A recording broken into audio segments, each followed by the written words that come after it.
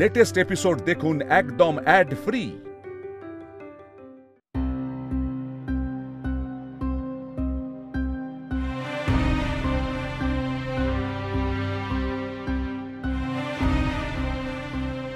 যাক, আমার ডাকায় যে তুমি নিচে এসেছো এতেই আমি ধন্য। মা ডাকলে যে নিচে আসতে হয় এটা যে তুমি ভুলে যাওনি এটাই আমার ভাগ্য। এটা ভোলার মতো কথা তো নয় মা। চুপ কর তুই। নীল, একটা দিন, একটা মাত্র দিন, সেই একটা মাত্র দিনের একটা নিয়ম, সেটা কারোর কথা তুই মানতে পারলি না কেন নীল? আমার অবাক লাগছে তোকে দেখে। বিয়ের আসরে তুই যা করলি সেটা আর কহতব্য নয়। জীবনে এই প্রথমবার তোর জন্য আমাদের সকলের মাথা নিচু হয়েছে।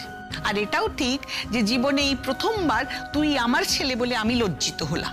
কেন, আমি যা করেছি তা কর্তব্য নয়? কেন তোমাদের মাথা হেঁট হয়েছে? ও, তুই সেটা জানিসও না যে তুই কি করেছিস? মা, আমি মানছি আমি যা করেছি সেটা সাধারণত ঘটে না, কিন্তু কেন করেছি? করেছি যাতে একটা মিথ্যে, একটা ভুল প্রতিষ্ঠিত না হয়ে যায়। করেছি যাতে আমার একটা সিদ্ধান্ত নিতে দেরি হয়েছে বলে আমার, মেঘের, ময়ূরীর, সকলের জীবন ছাড়কার যাতে না হয়ে যায়। মা, আমি মানছি তোমাদের নিয়ম আছে যাতে আজ রাত্রিরে আমাদের দেখা না হয়, কিন্তু সেই নিয়ম মানার থেকেও জরুরি ছিল মেঘকে একটা কথা বলার, ওকে একটা মেসেজ কনভে করার। আর সেটার জন্যই। ও, মেসেজটা তোর কনভে করার ছিল নাকি মেঘ তোকে ডেকেছিল এই ঘরে আর তাই তুই? না মা, ও ঘরে আমি কথা বলতে গেছিলাম মেঘের সাথে। এর বাইরে যদি তুমি কিছু জেনে থাকো তো সেটা ভুল জেনেছো। আমি ভুল জেনেছি। আর মেঘ, তুমি কি বলে দেখা করলে ওর সঙ্গে? লজ্জা শরম নেই? কাল রাত্রি আজকেই তোমরা ফুলসজ্জা করতে চাও?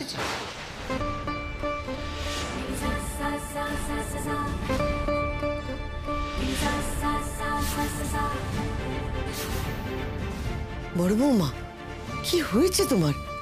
সকলের সামনে কি ধরনের কথা? নিজেকে সামলাও। আমাকে তুমি সামলাতে বলছো মা? আমি কি করে নিজেকে সামলাবো? ও যা করেছে তাতে আমি আর কি বলতে পারি তুমি আমাকে বলে দাও। ও কি জানে না যে আজ ওদের কাল রাত্রি? ও জানে না আজ ওর সঙ্গে নীলের দেখা করতে নেই? একবারই লোকের সামনে আমার মাথাটা কতটা হিট করে দিল। ও নিজের নির্লজ্জতায় আমাকে কতটা হাস্যাস্পদ করে তুললো সকলের সামনে।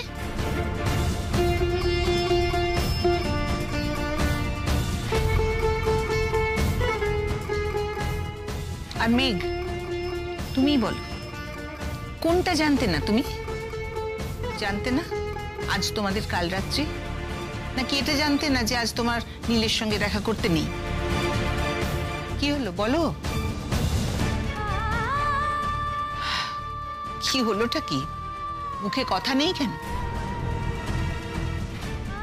তোর জন্য খারাপ লাগছে রে বোন আমার, কিন্তু কি করব? এরকম আরো অনেক কিছু যে তোকে ঝেলতে হবে এখন। আমার তরফ থেকে তোর বিয়ের গিফট এগুলো। তুই যে আমার বরকে বিয়ের পিঁড়ি থেকে চুরি করে নিয়ে গেছিস। এতক্ষণ তো বন্ধ করে অনেক কথা বলছিলেন নীলের সঙ্গে, মনের কথা, প্রাণের কথা, আমাদের সকলের বারণ তুচ্ছ করে তো অনেক কথা বলছিলেন। লোক, লজ্জা, নিন্দে, মন্দ সব তো তুড়ি মেরে উড়িয়ে দিলে তোমরা, আর এখন চুপ করে রয়েছো। বলো, কেন কথা বলছিলে? মা, ওর কোনো দোষ নেই, ও তো ওই ঘরের মধ্যেই ছিল। ও আমার সঙ্গে কথা বলতে আসেনি, আমি গেছি ওর সঙ্গে কথা বলতে। আমার ওর সঙ্গে কথা বলার দরকার ছিল। দোহাই নীল, একটু লজ্জা কর। বউয়ের হয়ে এইভাবে কথা বলিস না সবার সামনে।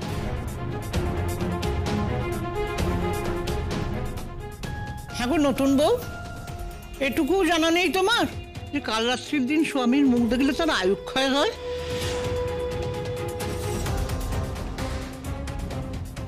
কি এসব বাজে বাজে কুসংস্কারের চাষ করে চলেছেন আপনি? স্বামী স্ত্রী নিজেদের মধ্যে কথা বললে, দেখা করলে কখনো কারোর আয়ুক্ষয় হতে পারে না। তার জন্যে তো রাজ্যের আজে বাজে কথা। কি হলো বলতো তো দাদা ভাই, তুই হঠাৎ করে এরকম সোশ্যাল রিফর্মার হয়ে গেলি কেন? সোসাইটির কথা জানি না, তবে আমাদের ফ্যামিলিতে অনেক রিফর্মেশন দরকার, সেটা আমি বুঝতে পারছি। নীল, তুই মাথা গরম করিস না, মাথা ঠান্ডা কর, আমার সঙ্গে চল। কাকামুনি, মাথা ঠান্ডা রাখার মতো কোনো কিছু ঘটেছে এই বাড়িতে মেঘ আসার পর থেকে?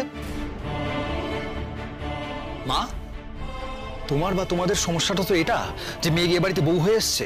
আমি কিন্তু আবারও বলছি, মেঘ এই ঘটনাটার জন্য দায়ী নয়, কিন্তু একবারের জন্য বলেনি যে ও আমাকে বিয়ে করবে। করবে না সেটাও তো বলেনি। ওর যদি বিয়েটা না করার থাকতো তাহলে করতো না। তোকে যদি বাবা কোথাও দাঁড়িয়ে বলে যে তোমাকে এখানে বিয়ে করতে হবে, তুই করবি না? তাকে যদি আমার বিয়ে করার ইচ্ছে না থাকে অবভিয়াসলি প্রতিবাদ করব। সেটা মেঘও করেছিল। ওর আপত্তিতে কোনো জোর ছিল না। আমাকে কেউ বললে আমি নিজের ইচ্ছের বিরুদ্ধে গিয়ে কিচ্ছু করতাম না। গুড, সেটার জন্য তোর বাবা প্রাপ্য। হ্যাঁ, মেঘের সেই জোর ছিল না যে ওর বাবার অর্ডারের বিরুদ্ধে যাওয়া। সেটা কি ওর এত বড় দোষ যে যার জন্য ওকে পদে পদে অপমানিত হতে হবে? তোরা যা খুশি চাই বলে যাবি? নীল, আমার মনে হয় তুই চাইছিস না যে আমি তোর স্ত্রীর সাথে কথা বলি। বেশ, বলবো না আমি কোনো কথা, যা ইচ্ছে করো তোমরা। যদি তোদের আজই ফুলসজ্জা করার হয় সেটাও বলে দিস, ব্যবস্থা করে দেবো।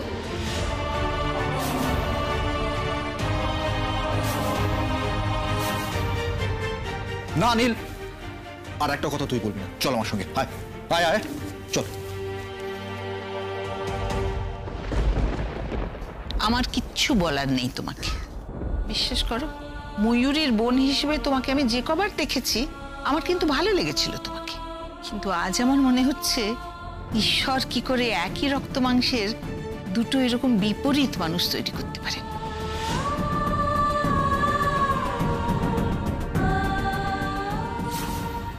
এবার আমার ইন্টারভিউ করার সময় হয়ে গেছে, ভালো হতে হবে এবার আমার সত্যি মনে হয়েছিল তুমি শান্ত, নম্র, ভদ্র একটা মেয়ে, কিন্তু আজ আমি বলতে বাধ্য হচ্ছি মেঘ যে আমি মানুষ চিনি না। আমি না তোমাকে সত্যি চিনতে পারিনি। এরকম যে একটা নির্লজ্জ লোভী রূপ থাকতে পারে আমি একবারের জন্যও ভাবিনি।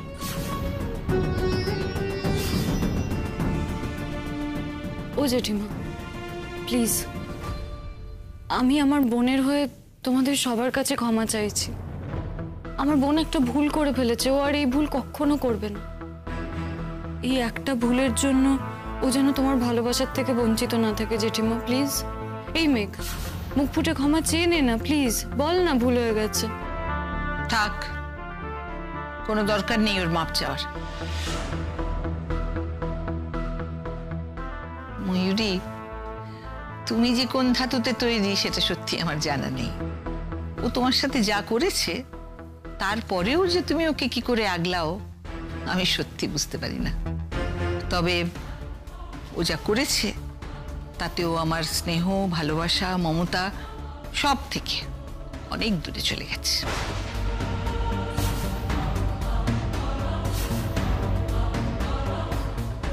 জেঠিমা, তুমি প্লিজ এসব কথা বলো না, এরকম করে বলো না। ও তোমার একমাত্র ছেলের বউ, ও তো ছোট, ও একটা ভুল করে ফেলেছে।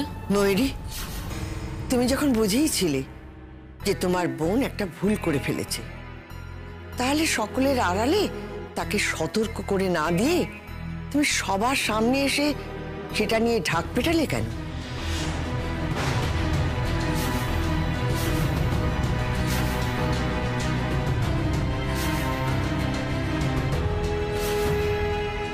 এই বুড়ি আমার মাথা খারাপ করবে, সব কিছুতে মেঘের দিকে টেনে কথা বলবে আর আমার ভুল খুঁজবে।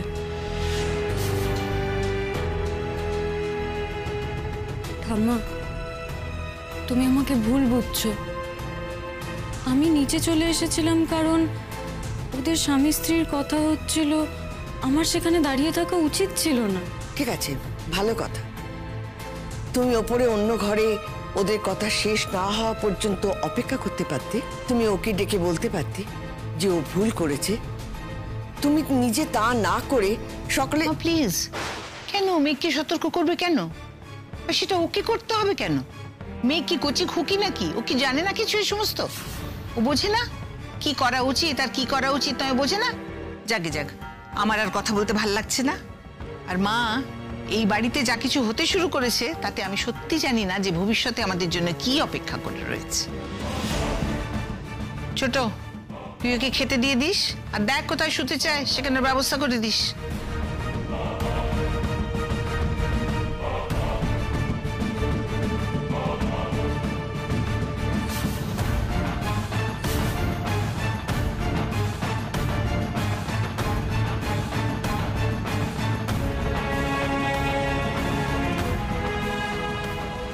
না দেবো,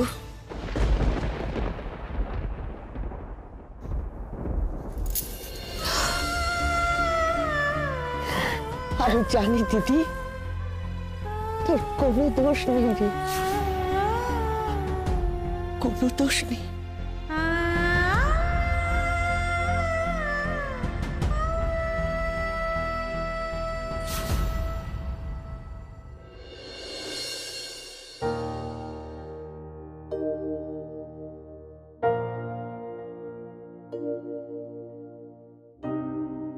এটুকু জানা নেই তোমার যে কাল রাত্রির দিন স্বামীর মুখ দেখলে তার আয়ু ক্ষয় হয়?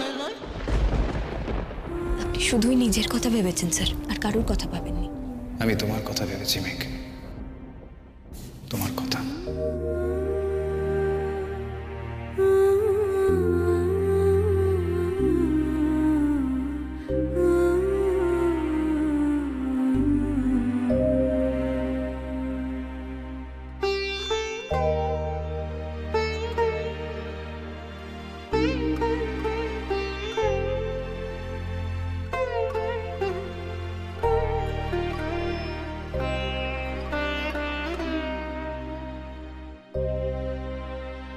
মা, ওর কোনো দোষ নেই, ও তো ওই ঘরের মধ্যেই ছিল।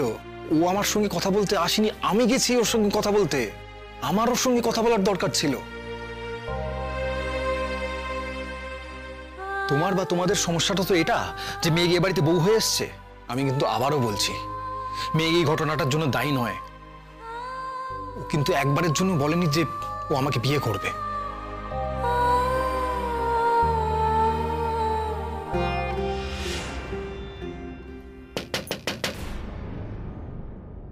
এখন কে আবার স্যার নাম তো?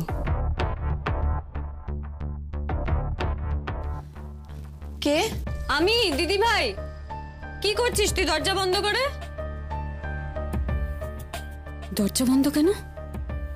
আবার কি নীল এসেছে?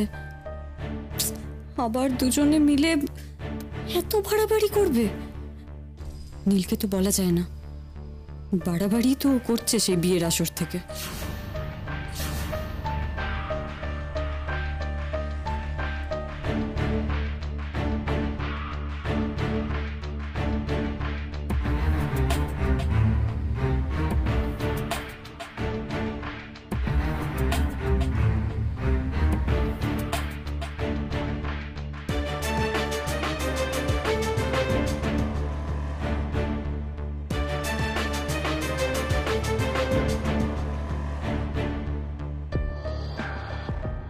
কি দেখছিস দিদি ভাই?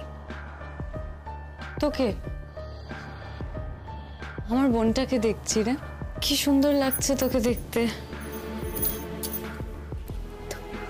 কারো নজর না লাগে।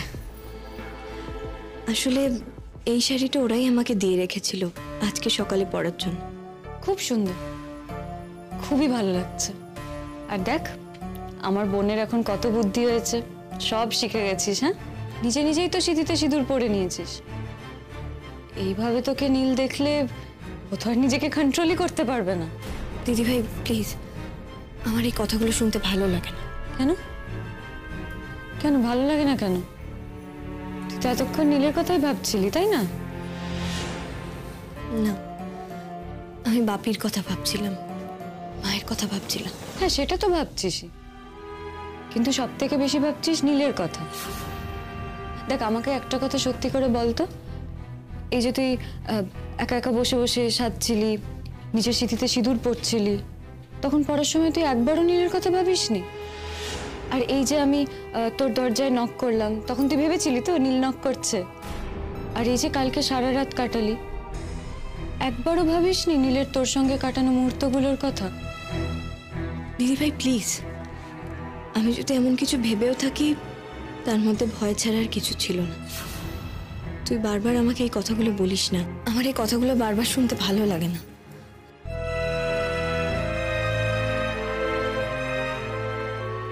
তোর ন্যাকামিটা আমি নিতে পারছি না আর।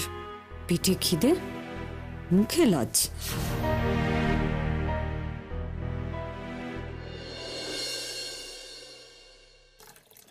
বারবার এক কথা বলতে তুমি আসবে না, আমি তোমাকে বলে দিয়েছি তত্ত্ব সাজাতে আমি পারবো না।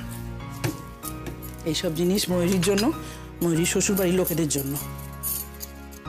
এরকম কেন করছো মধুমিতা? কোথায় কোনটা আছে, কোনটা কার, সেগুলো তো তুমিই জানো। ময়ূরী নেই, তুমি যদি এগুলো না বলে দাও তাহলে ওরা সাজাবে কি করে বলো তো? সাজাতে হবে না ওদের। তুমি তোমার মেয়ের জন্য নতুন জিনিস কিনে আনো, কিনে এনে ওদের হাতে দিয়ে দাও আর বলে দাও কোনটা কার। আমি যা যা কিনেছি তার মধ্যে মেঘের আর মেঘের শ্বশুর বাড়ির লোকেদের জন্য কিচ্ছু নেই। কেন ছেলে মানুষই করছো? তাহলে ময়ূরীকে আসতে বলো। তুমি থাকবে না, কাল থেকে ও বাড়িতে নেই, তাহলে কাজগুলো এগোবে কি করে? বাহ বাহ বাহ বাহ, কেমন জন্মদাতা বাবা তুমি! তুমি কি ভেবেছিলে ময়ূরী নিজের না হওয়া বিয়ে, ভেঙে যাওয়া বিয়ের তত্ত্ব সাজাবে বসে বসে? দেখো দেখো, তোমার মনটা কি পাষাণ নাকি ভেতরে কিছু ধুকপুক করে? ময়ূরী বাড়ি নেই বলে তুমি তাকে দুষছো, তার না থাকাটাই তুমি দেখলে? সে যে কোথায় কিভাবে আছে, নিজের বোনটাকে কিভাবে আগলাচ্ছে সেটা দেখলে না? মেঘকে আগলাবার দায়িত্ব ময়ূরী কেন নিতে গেল সেটাই তো বুঝতে পারছি না। ওকে আগলাবার কি আছে? ও তো নিজেকে আগলাতে পারে। যাই হোক, তুমি দয়া করে এসো, আমি তোমার কাছে হাত জোড় করছি। আমাদের হাতে কিন্তু সময় নেই, আমাদের ও বাড়িতে যেতে হবে তো, খালি হাতে তো যেতে পারবো না। ও বাড়িতে আমি যাব না, যাবার হলে তুমি যাবে। আচ্ছা বেশ, এখন তো এসো। আমার মাথা ধরেছে। ঠিক আছে, মাথা ধরেছে, আমি চা ঢেলে নিয়ে যাচ্ছি তোমার জন্য। তুমি চলো। আমার জন্য তোমাকে চা করতে হবে না, সেটা আমার পেটে সহ্য হবে না, জানো? নিজের ছোট মেয়ের জন্য তুমি কত কিছু করতে পারো সেটা তো দেখতেই পাচ্ছি। বড় মেয়েটাকে বিয়ের পিঁড়ি থেকে তুলে দিতে পারো, চা করে আমার মুখের কাছে ধরতে পারো। ওই এত বছর তো তোমার সঙ্গে আমার বিয়ে হয়েছে, এক কাপ চা করে তো মুখের কাছে কোনোদিন ধরোনি। আচ্ছা বেশ, আমি স্বার্থপর, আমি খারাপ লোক, এটা ভেবে যদি তোমার শান্তি হয় তো তাই হোক। এখন তুমি চলো। যাচ্ছি রে বাবা, যাচ্ছি যাচ্ছি। তোমার বড় মেয়েটা ঠিক যেমন ভাবে বুকে পাথর রেখে আমার ছোট মেয়েটাকে আগলে রাখছে, নিজের কর্তব্য পালন করে যাচ্ছে, আমিও আমার কর্তব্য পালন করব। আমরা দুজনেই তো তোমাদের চোখে খারাপ মানুষ না, আমরা সংসারের সব দায়িত্ব কর্তব্য পালন করব। তোমরা ভালো মানুষেরা কেবল আমাদের চোখের জলের কারণ হয়ে থাকে।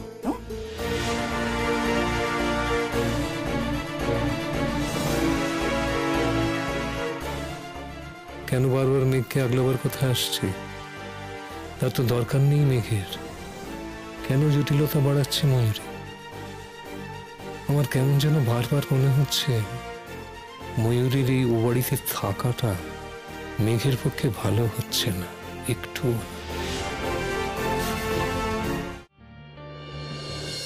দেখ, তোরা দুজনে মিলে একটা ইউনিক লাভ ম্যারেজ ঘটিয়েছিস, আমি একটু মজা করব না? আমার এইটুকু রাইট আছে তোর লেগ পুল করার। এটাকে লাভ ম্যারেজ বলে না দিদি ভাই। বলে না? বললেই হলো।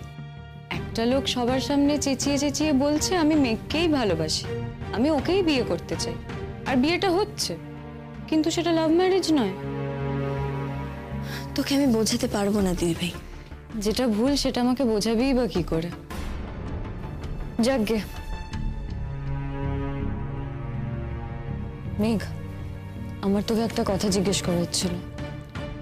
তুই কালকের গোটা ব্যাপারটা নিয়ে আমার উপর রেগে আছিস, তাই না?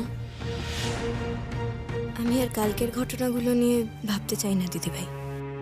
তুই ভাবতে না চাইলে তো আর ব্যাপারটা ডিসঅ্যাপিয়ার করে যাবে না। সত্যি করে বলতো, ঠাম্মার মতো তোরও মনে ঢুকে আছে তো কেন আমি নিচে গিয়ে তুই আর নীল একসঙ্গে আছিস সেটা জানালাম? দিদি ভাই, তুই আমাকে এত এক্সপ্লেনেশন কেন দিচ্ছিস? আমি কি তোকে একবারও সে কথা বলেছি?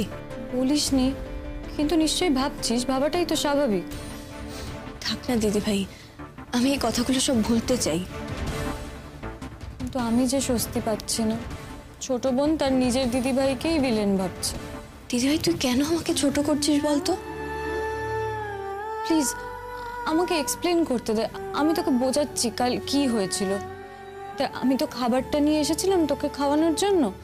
আমি বাইরে থেকে তোদের দুজনের আওয়াজ শুনতে পেয়েছিলাম, তাই আমি নিচে চলে গেছিলাম।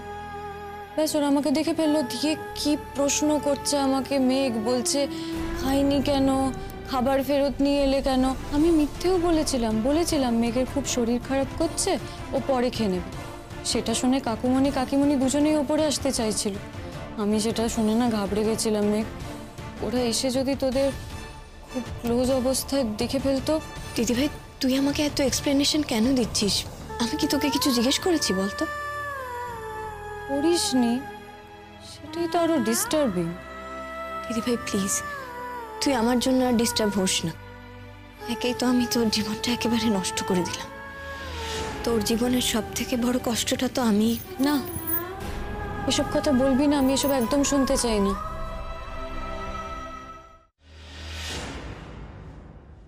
কোথায় যাচ্ছিস? বারে আজকে সব রিচুয়াল আছে না, ওই বাড়ির নতুন বউকে রান্না করতে হয়। আমি এখন নিচে না গেলে ওরা ভাববে আমার ওসবের কোনো ইচ্ছে নেই, তখন আবার অশান্তি হবে। অশান্তি তো হবে রে মেঘ, হতেই হবে, কন্টিনিউয়াসলি একটার পর একটা। আর এই অশান্তিতেই তো তোর দম বন্ধ করে দেবো আমি। এই এই এই মেঘ, শোন না, বলছি তোর কি মাথা খারাপ হয়ে গেছে নাকি? কেন? এটা তো করতেই হবে। না না, তুই কেন নিজে আগ বাড়িয়ে নিচে যাবি? তোকে ডেকেছে কেউ? না, ডাকেনি, কিন্তু আমি তো জানি এটা করতে হবে। আর দিদি ভাই, তুই তো জানিস আমি রান্না বান্না ঠিক পারি না, তখন হয়তো ওদেরই আমাকে দেখিয়ে দিতে হবে। দেখ মেঘ, তুই গুড গার্ল সেটা আমি মানছি, কিন্তু তুই এখন গুড বৌমা হওয়ার চেষ্টা করিস না। বুঝতেই তো পারছিস, ওরা বারবার তোর ভুল ধরছে, বারবার কথা শোনাচ্ছে। এখন তুই যদি নিজের থেকে নিচে যাস, দিয়ে রান্না করিস, তাতেও তোকে বাঁকা বাঁকা কথা শুনতে হতে পারে। তোর যাওয়ার দরকার নেই। তাহলে কি করব? চুপ করে এখানে বসে থাক।